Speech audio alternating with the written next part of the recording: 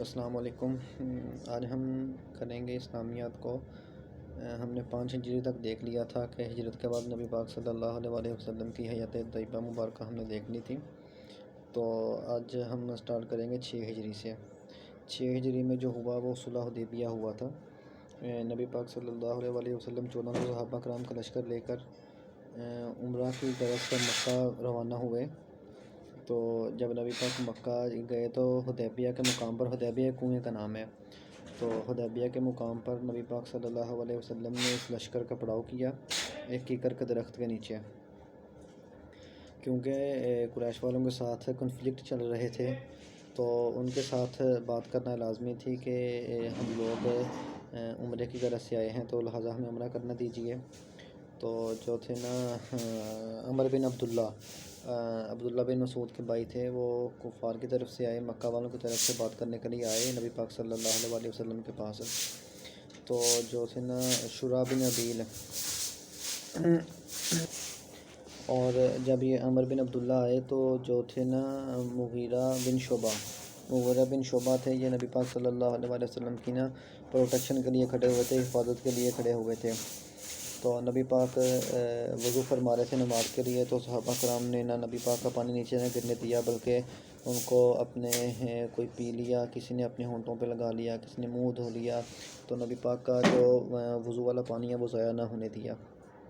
یہ دیکھ کر وہ ڈر گیا اور دھنگ رہ گیا کہ یہ تو سارے لوگ ہیں جو نبی پاک صلی اللہ علیہ وسلم سے کیا کریں گے، اپنی جان قربان کر دیں گے۔ تو خیر نبی پاک صلی اللہ علیہ وسلم نے حضرت عمر رضی اللہ تعالیٰ عنہ کو بھیجنا چاہا کہ جاکہ آپ مکہ والوں سے جا کر بات کریں اور ہمیں عمرے کی اجازت دیں، تو حضرت عمر نے انکار کیا اور فرمایا کہ اے اللہ کے نبی صلی اللہ علیہ وسلم،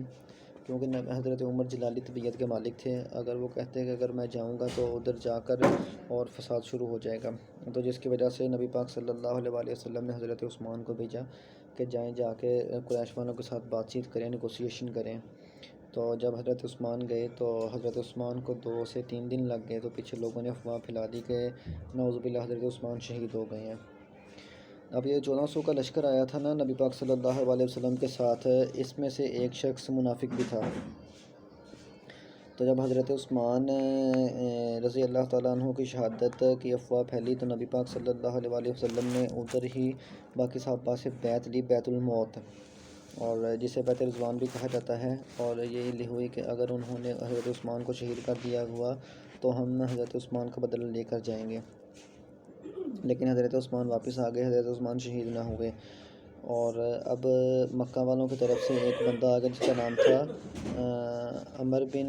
سہل بن عمر تھا۔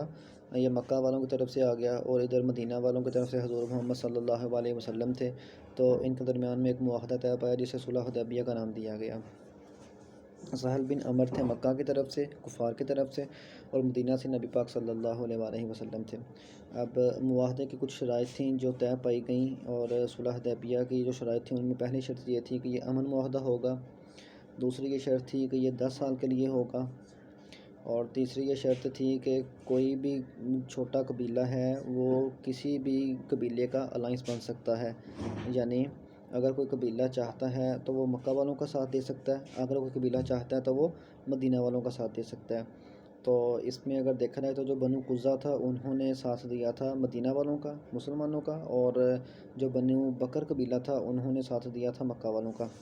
اور پھر اس کے بعد ایک چوتھی شرط جو تھی وہ یہ ہوئی تھی کہ مکہ والوں نے کہا کہ اگر ہمارا کوئی بندہ آپ قید کرتے ہیں اور مدینے میں جاتا ہے تو آپ اس کو پکڑتے ہیں تو وہ آپ ہمیں واپس کرنے کے پابند ہیں، لیکن اگر آپ کا کوئی بندہ ادھر مکہ میں آ جاتا ہے ہم اس کو قید کر لیتے تو ہم واپس کرنے کے پابند نہیں ہیں۔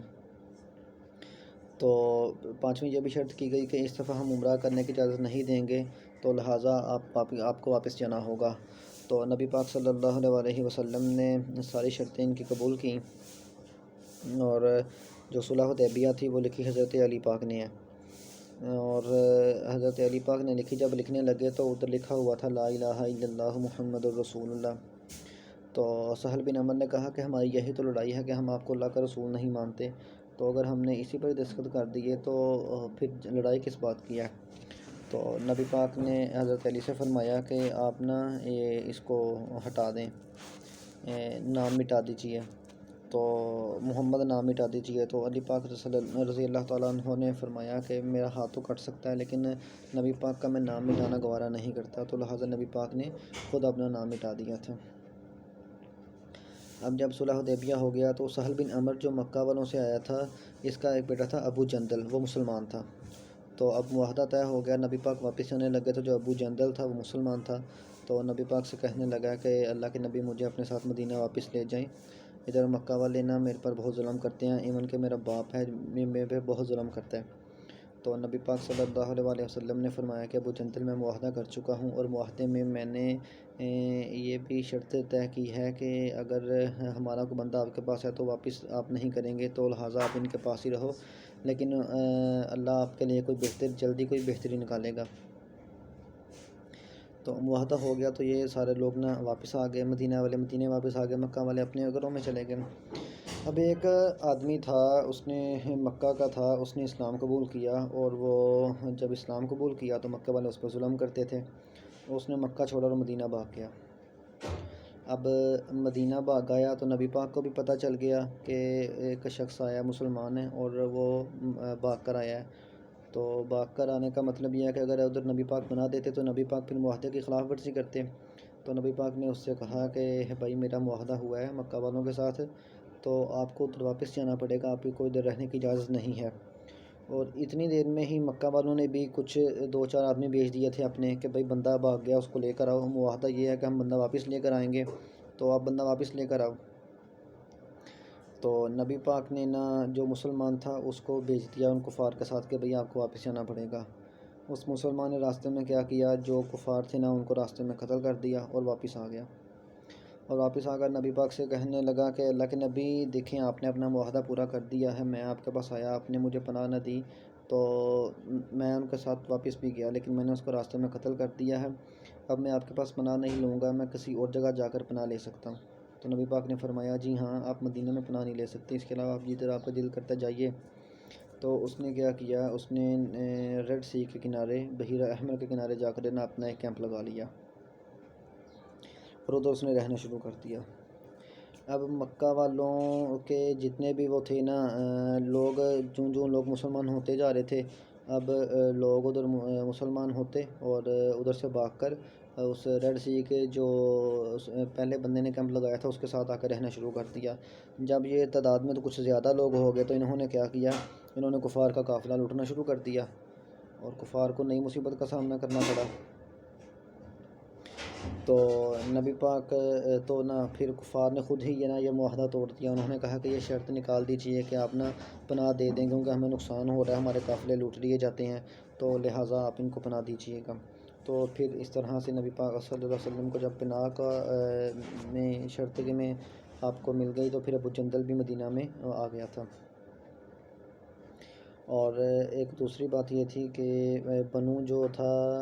بکر اور بنو قزا نے آپس میں جنگ کر لی تھی، جس کی وجہ سے یہ کیا ہوا تھا کہ جو بنو بکر تھا اس نے بنو قزا پر اٹیک کر دیا تھا، تو جس کی وجہ سے انہوں نے خود ہی یہ بھی معاہدہ توڑ لیا تھا، امن معاہدہ بھی نہ رہا، امن معاہدہ بھی ٹوٹ گیا۔ یہ 6 ہجری میں یہ واقعہ ہوا، اور 6 ہجری میں ہی صلاۃ الخوف بھی فرض ہوئی۔ صلاۃ الخوف سے قیام ہوتا ہے جو وہ نماز جو خوف کی حالت میں پڑھی جاتی ہے، کیونکہ جب 1400 صحابہ نماز پڑھ رہے تھے تو ابھی حضرت خالد بن ولید اسلام قبول نہیں کیا تھا، تو وہ ان پر اٹیک کرنا چاہتے تھے، تو اللہ پاک نے مسلمانوں کو صلاۃ الخوف کا حکم دیا کہ آپ صلاۃ الخوف پڑھیں، 2 رکعت ادا کریں، مختصر نماز پڑھیں۔ پھر 7 ہجری میں ہے جی، 7 ہجری میں نبی پاک صلی اللہ علیہ وسلم نے اب دیکھیں مسلمان جنگیں جیت چکے تھے، مسلمان کافی تعداد میں بھی ہو چکے تھے، مسلمانوں کو کافی طاقت بھی مل چکی تھی، تو اب نبی پاک صلی اللہ علیہ وسلم نے ڈیفرنٹ جگہ پر ڈیفرنٹ حکمرانوں کو کیا کیا جی، خطوط لکھنا شروع کر دیے 7 ہجری میں۔ تو 8 جو ہیں جی مشہور ترین ہیں وہ ہم پڑھیں گے، خطوط ہیں جی۔ اس میں سب سے پہلے تو نبی پاک صلی اللہ علیہ وسلم نے کسریٰ کی طرف خط بھیجا، جس کا تھا گورنر تھا خسرو پرویز تھا، اور یہ سسانیدم پرسیس کا تعلق تھا، اور خسرو پرویز کے پاس بھیجا تھا، دہیہ بن کلبی کو خط دے کر بھیجا، اور خسرو پرویز نے آپ صلی اللہ علیہ وسلم کا خط مبارک چاک کر دیا، اور بسان کے گورنر کے پاس گیا اور جا کر اس کو کہنے لگا کہ 2 لوگ بھیجو جو کہ نبی پاک صلی اللہ علیہ وسلم کو پکڑ کر لے آئیں۔ اس نے اسلام قبول نہ کیا۔ پھر دوسرے نمبر پر کیسر کی طرف جو خط لے کر گئے تھے، تو کیسر میں ہرقل تھا،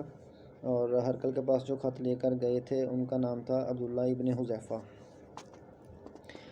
عبداللہ ابن حذیفہ ہرقل کے پاس خط لے کر گئے تو ہرقل نے کیا کہا، اس نے کہا ٹھیک ہے جی۔ خط اس نے پڑھ کے دیکھا تو اس نے کہا کہ اگر کوئی عرب سے کوئی قافلہ آیا ہے نا تجارت کی طرف،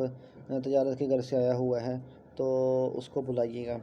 تو ادھر سے ابو سفیان کا قافلہ گیا ہوا تھا تجارت کی غرض سے، اس نے ہرقل نے سارے قافلے کو بلا لیا اور اس نے ابو سفیان سے کہا کہ بھائی مجھے سارا کچھ آپ نے سچ سچ بتانا ہے جو میں کویسچن پوچھوں گا، تو دیکھو اگر تم جھوٹ بولو گے تو جو تمہارے ساتھ والے ہیں وہ سچ بول دیں گے۔ اور حضرت ابو سفیان ویسے بھی اتنے بڑے قبیلے کا سردار تھا تو اس نے جھوٹ بولنا گوارا نہ کیا، اس نے سچ ہی بتایا۔ تو ہرقل نے سوال پوچھا کہ بتاؤ کہ جو نبی ہے اس میں سے پہلے اس خاندان نے کبھی کوئی بادشاہت کی ہے؟ تو ابو سفیان نے کہا نہیں۔ پھر پوچھا کہ اس نے کبھی جھوٹ بولا ہے؟ کہا نہیں۔ وعدہ خلافی کی ہے؟ تو ابو سفیان نے کہا کہ آج تک تو وعدہ خلافی نہیں کی، لیکن اس کا ہمارے ساتھ ایک معاہدہ چل رہا ہے، وہ صلح حدیبیہ کا چل رہا ہے معاہدہ۔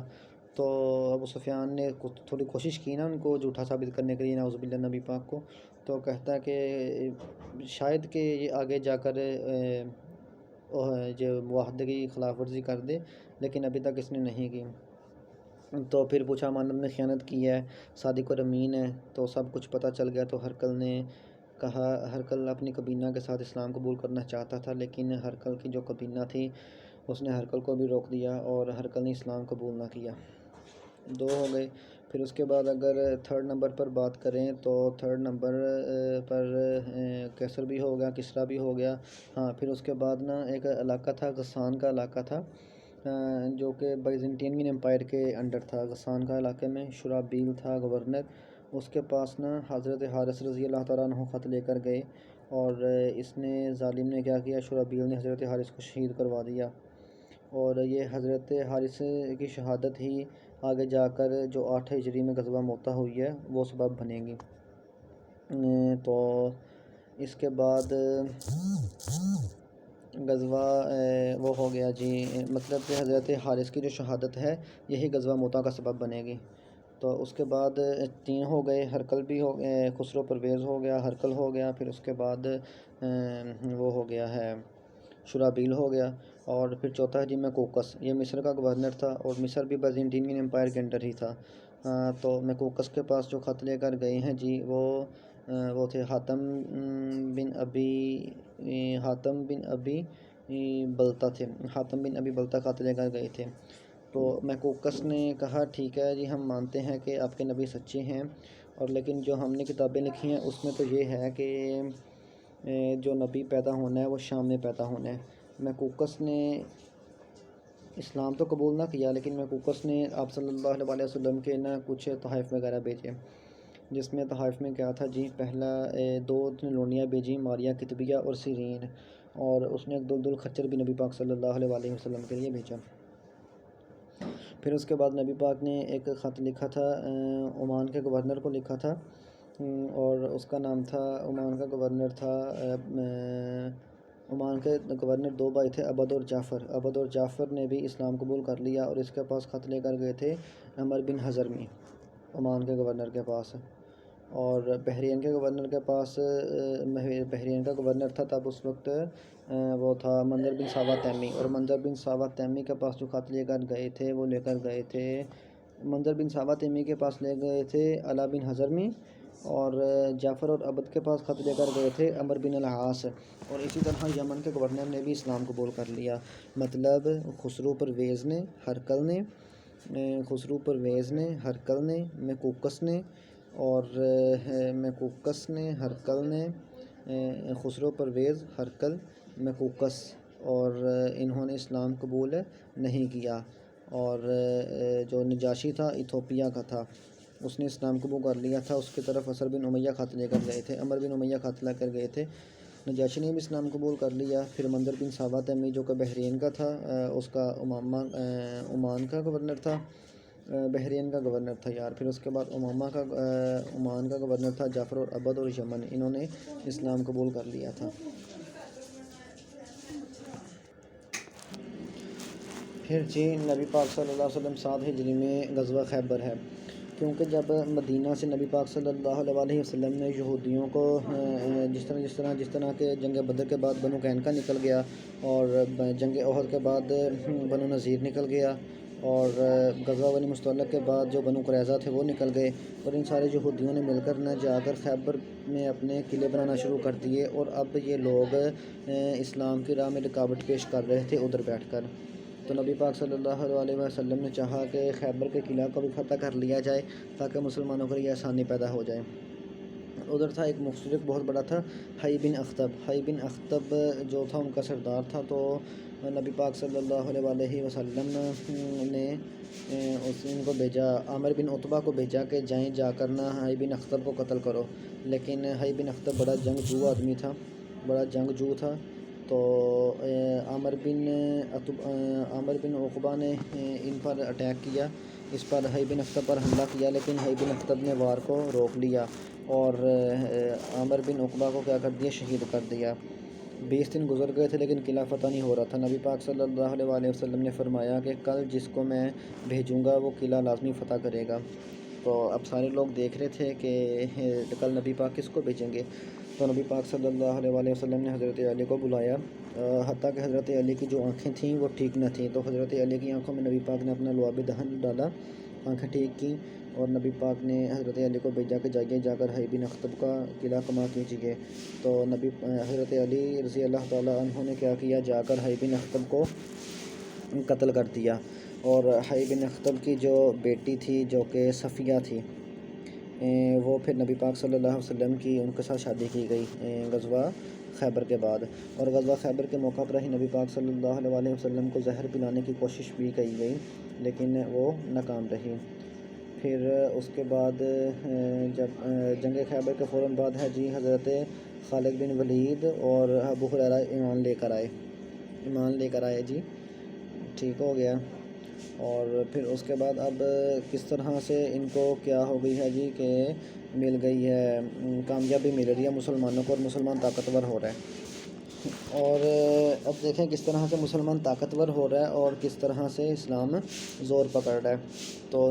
اب نبی پاک صلی اللہ علیہ وسلم نے فتح مکہ کا سوچ رہے ہیں کہ فتح مکہ پہ یہ کیا جائے. تو ایک جو صحابی تھا بدری تھا حاتم بن ابی بلتہ, اس نے مکہ والوں کو خط لکھ دیا کہ بھئی نبی پاک کرنا چاہ رہے ہیں, مکہ کو فتح کرنا چاہ رہے ہیں. لیکن جبرائیل علیہ السلام نے کیا کیا, نبی پاک کو پیغام پہنچا دیا کہ آپ کی انفارمیشن لیک کر دی گئی ہے, کفار کو پتہ چل گیا ہے کہ آپ ادھر مکہ فتح کریں گے. تو اس نے سارہ نامی عورت کو ایک خط دیا تھا جس میں اس نے مکہ والوں کو بتایا تھا کہ بھئی آپ پر حملہ ہونے والا ہے. تو نبی پاک صلی اللہ علیہ وسلم نے حضرت علی, حضرت زبیر بن عوام اور ایک دو صحابی کو اور ساتھ بھیجا اور خواہ کے مقام پر جا کر انہوں نے حضرت سارہ نامی جو عورت تھی اسے خط لیا اور لا کر نبی پاک صلی اللہ علیہ وسلم کو دیا. پھر اس کے بعد 8 ہجری میں 20 رمضان کو فتح مکہ ہوا. اور فتح مکہ میں نا حضرت عباس تھے جو انہوں نے ابو سفیان سے کہا کہ تم اسلام قبول کر لو, لیکن اس نے اسلام قبول کرنے سے انکار کر دیا ابو سفیان نے. تو اب فتح مکہ کے وقت نبی پاک صلی اللہ علیہ وسلم 10,000 کا لشکر لے کر نکلے. تو جب تو حضرت ابو عباس نے کہا کہ لشکر کو اس طرح سے دکھائیے کہ مکہ والے ڈر جائیں اور دنگ رہ جائیں. تو صحابہ کی مشاورت سے یہ کیا گیا کہ ڈیفرنٹ گروہ بنا لیے جائیں گے, تو کچھ جگہ پر گروہ بنا لیے جائیں گے اور وہ آگ جلائیں گے, ان سے دھواں نکلے گا. اور حضرت عباس تھے جو مکہ میں چلے گئے اور مکہ میں جا کر انہوں نے کہا ابو سفیان سے کہا کہ دیکھو کہ ہم کتنی فوج لے کر آئے ہیں, تو تم اسلام قبول کر لو اور مکہ ہمیں مسلمانوں کو دے دو. تو ابو سفیان دیکھ کر ڈر گئے, اس نے کہا کہ نبی پاک صلی اللہ علیہ وسلم پتہ نہیں کہ لاکھوں کی فوج لے کر آ رہے ہیں, اور کیونکہ وہ دھواں دیکھ کر ڈر گیا تھا. تو اس سے کیا ہوا جی, مکہ فتح ہو گیا. اور مکہ فتح ہو گیا اور نبی پاک صلی اللہ علیہ وسلم نے مکہ فتح ہونے کے بعد 19 روز ادھر گزارے ہیں جی, 19 روز آپ نے ادھر گزارے ہیں. پھر اس کے بعد 8 ہجری میں غزوہ حنین ہو گیا ہے جی. اب جب ان لوگوں کو یہودی تھے جو خیبر کے تھے تو انہوں نے کیا کیا، انہوں نے خیبر چھوڑ کر تو حنین کے علاقے میں جا کر رہنا شروع کر دیا، غزوہ حنین کے علاقے میں جا کر رہنا شروع کر دیا۔ تو حضور صلی اللہ علیہ وآلہ وسلم نے 12,000 کا لشکر بھیجا غزوہ حنین کی طرف، تو لیکن ان یہودیوں نے ادھر پلاننگ پہلے سے بہت کی ہوئی تھی، اور انہوں نے 12,000 میں سے سب کو شہید کر دیا، صرف 35 لوگ بچے۔ اور ان حضرت خالد بن ولید پھر ان کو تو ہاں اس جنگ میں صرف کیا ہوا جی 35 لوگ بچے، اور پھر نبی پاک صلی اللہ علیہ وسلم ادھر کھڑے رہے، پھر نبی پاک نے دوبارہ ان کو للکارا اور دشمن کا قلعہ کما کیا اور فتح کر کے غزوہ حنین کی وادی بھی آپ واپس آئے۔ اور پھر 8 ہجری میں ہی آگے کیا ہوتا ہے جی سریہ موتا یا غزوہ موتا ہوتا ہے۔ غزوہ موتا کی وجہ یہی ہے کہ نبی پاک صلی اللہ علیہ وسلم نے حضرت حارث رضی اللہ تعالیٰ عنہ خط دے کر بھیجا تھا شرابیل کے پاس۔ شرابیل جو غسان کا شام کا علاقہ تھا اس کا گورنر تھا، شرابیل نے ان کو شہید کروا دیا تھا۔ ان کا بدلہ لینے کے لیے آپ نے غزوہ موتا کیا۔ تو نبی پاک صلی اللہ علیہ وآلہ وسلم نے فرمایا کہ اس جنگ میں جو سب سے پہلے قیادت کریں گے وہ زید بن حارث کریں گے، کیونکہ حارث کا بدلہ لینا ہے اور حارث کا بیٹا ہی قیادت کرے گا۔ زید بن حارث اگر شہید ہو جائیں تو پھر جعفر طیار حضرت علی کے بھائی کریں گے قیادت، اور اگر وہ شہید ہو جاتے ہیں تو پھر عبداللہ بن رواحہ، اور پھر چوتھے نمبر پر کیا کریں گے خالد بن ولید کمانڈر بنیں گے اور وہ ان کی اس لشکر کی قیادت کریں گے۔ تو حضرت زید بن حارث بھی شہید ہو گئے، جعفر طیار بھی اور عبداللہ بن رواحہ بھی شہید ہو گئے، اور کیونکہ ادھر اب ان کے پاس تو لشکر بہت زیادہ تھا، ان کے پاس نا کفار کے پاس لشکر بہت زیادہ تھا، مسلمانوں کی تعداد 3,000 تھی اور ان کی یہودی 1,00,000 یہودی تھا، 1.5 لاکھ یہودی تھا۔ تو حضرت خالد بن ولید نے ادھر حکمت عملی کی اور نہ مسلمان جو بچ گئے تھے ان کو بچا لیا اور شہادت سے بچا لیا اور ان کو واپس لے کر آ گئے۔ پھر اس کے بعد 8 ہجری میں یہ ہوا ہے جی فتح مکہ ہوا، 8 ہجری میں غزوہ حنین ہوا اور 8 ہجری میں غزوہ موتا ہوا۔ پھر اس کے بعد 9 ہجری میں ہے جی حج فرض ہو گیا، اور زکوٰۃ کے مصارف بھی آ چکے ہیں سورۃ توبہ میں، اور فتح مکہ کے وقت نبی پاک صلی اللہ علیہ وآلہ وسلم سورۃ فتح کی تلاوت فرما رہے تھے۔ اور پھر اس کے بعد اگر دیکھا جائے تو 9 ہجری میں پھر نبی پاک صلی اللہ علیہ وآلہ وسلم نے حضرت ابوبکر کی قیادت میں ایک لشکر حج کے لیے بھیجا۔ پھر 10 ہجری میں نبی پاک صلی اللہ علیہ وآلہ وسلم نے خود حج مبارک فرمایا، ہے جی 10 ہجری میں۔ اور پھر